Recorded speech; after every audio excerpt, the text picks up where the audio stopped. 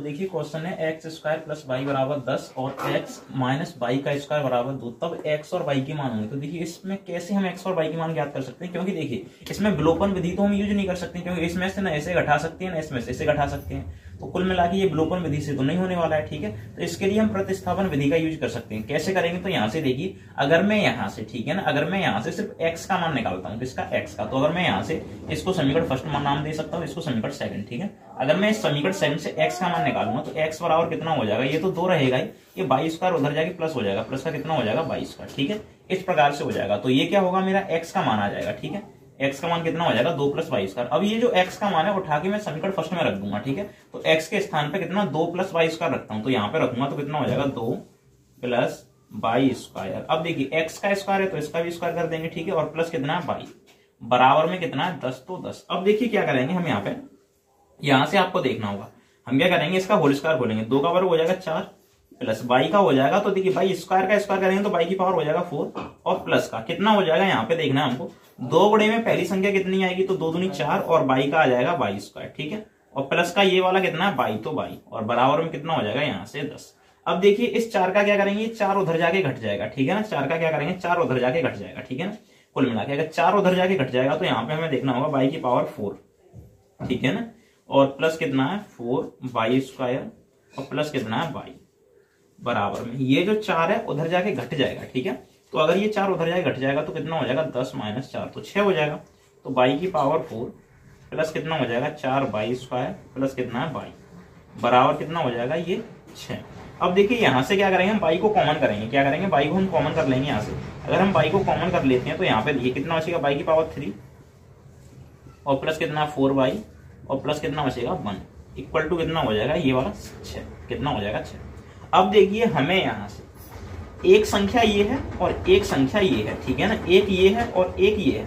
अब हमें यहाँ से देखिए यहाँ पे 2 गुणनखंड बन गए, एक ये वाला एक ये वाला। तो हम यहाँ से क्या करेंगे, ये जो 6 है इसके भी 2 गुणनखंड बनाएंगे। तो 6 के अधिकतम कितने गुणनखंड हो सकते हैं, तो यहाँ पे देखिए एक तो 1 इंटू में 6 हो सकता है। ठीक है, एक 2 इंटू में 3 हो सकता है, बस यही गुणनखंड हो सकते हैं। ठीक है ना, और हम इसको रिवर्स चेंज करके लिख सकते हैं, जैसे 6 को कितना 6 इंटू में 1 लिख सकते हैं, या फिर हम कितना इसको 3 इंटू में 2 लिख सकते हैं। ठीक है, तो ये हो सकते हैं गुणनखंड, और कोई गुणनखंड नहीं होगा। तो फिलहाल हम इसका आंसर निकालने के लिए, क्योंकि ये तो मेथड को यही नहीं इसको सोल्व करने का, तो यहां से हम उठाएंगे पहले ऑप्शन को। ठीक है, तो पहले ऑप्शन को इसके अगर स्थान पर हम रखते हैं तो कितना है 1 इंटू में 6। तो देखिए मैं यहाँ पे इसके साथ इंटू में 1 तो लगा ही सकता हूँ। ठीक है, तो कुल मिला के आप समझिए ये पहला अगर बाई बराबर में इसको मान लूंगा, दूसरे वाले को इसके बराबर मान लूं। ठीक है, तो क्या ये क्वेश्चन हो सकता है, तो देखते हैं। तो देखिए अगर मैं बाई बराबर, ये मैंने 1 माना है तो मैं 1 मान लेता हूँ। ठीक है ना, तो बाई बराबर अगर मैंने 1 मान लिया तो फिर मेरा जो दूसरा बनेगा यहाँ पे देखिए बाई क्यू प्लस कितना है 4 बाई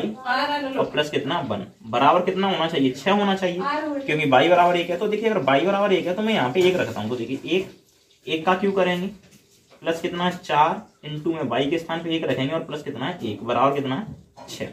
तो देखिए 1 का क्यू 1 होता है, प्लस 4 का 1 में गुणा करेंगे 4 होगा, और ये कितना है प्लस का 1, बराबर कितना 0, वो सॉरी 6। तो यहाँ पे देखिए 1 और 4 5 और 1 6, यानी कि 6 बराबर 6। अगर इससे ये वाला पक्ष इसके बराबर आ रहा है, यानी कि हमारा जो बाई का मान है वो 1 सही है। ठीक है ना, बाई का मान 1 सही है। तो अगर बाई का मान 1 है तो हम एक्स का मान कैसे निकालेंगे, तो यहाँ पे देखिए ये है एक्स का मान, तो एक्स बराबर कितना है 2 प्लस वाई स्क्वायर है। तो हम क्या करेंगे, जो बाई का मान 1 है इसमें उठा के रख देंगे, तो एक्स बराबर कितना हो जाएगा 2 प्लस बाई के स्थान पे 1 रख देंगे, इसका स्क्वायर कर देंगे, तो एक्स बराबर कितना हो जाएगा 2 प्लस 1, तो एक्स बराबर कितना हो जाएगा 3। तो हमारा जो एक्स का मान होगा वो करेक्ट वैल्यू 3 होगी और बाई की वैल्यू कितनी हो जाएगी 1। अगर आपको इस पर डाउट है तो आप इसमें रख के इसको संतुष्ट कर सकते हैं। जैसे देखिए अगर मैं एक्स बराबर 3 इसमें रख दूं, ठीक है ना, इसमें तो देखिए यहाँ पे क्या 3 का स्क्वायर है, तो 3 का स्क्वायर कितना हो जाएगा 9, और प्लस बाई के स्थान पे अगर इसमें कितना 1 रख दूं यहाँ पे, तो 9 और 1 कितना हो जाएगा ये 10 हो जाएगा। ठीक है, तो देखिए दूसरे पक्ष में 10 आ रहा है तो यानी कि ये सही है। अब देखिए अगर मैं दूसरे में रख दूं, एक्स के स्थान पे 3 रख दूं यहाँ पे, तो कितना हो जाएगा 3, और फिर माइनस लग रहा है ना, तो बाई स्क्वायर, बाई यानी 1 का स्क्वायर 1 होता है। तो देखिए 3 में से अगर ये 1 जाएगा तो कितना बचेगा 2, तो ये तो 2 आ ही तो रहा है ना, ये वाला 2 आ रहा है। ठीक है, तो कुल मिला के हमारी एक्स की वैल्यू इसमें 3 होगी, बाई की वैल्यू 1 होगी। ये गुणनखंड मेथड से ही होगा, दूसरा कोई मेथड नहीं है इसको करने का। ठीक।